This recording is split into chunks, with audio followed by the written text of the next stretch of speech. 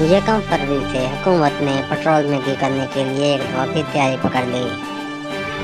फरवरी के आगाज से पेट्रोलियम मसनूआत की कीमतों में 12 रुपये फी लीटर तक इजाफे का अमकान पैदा हो गया।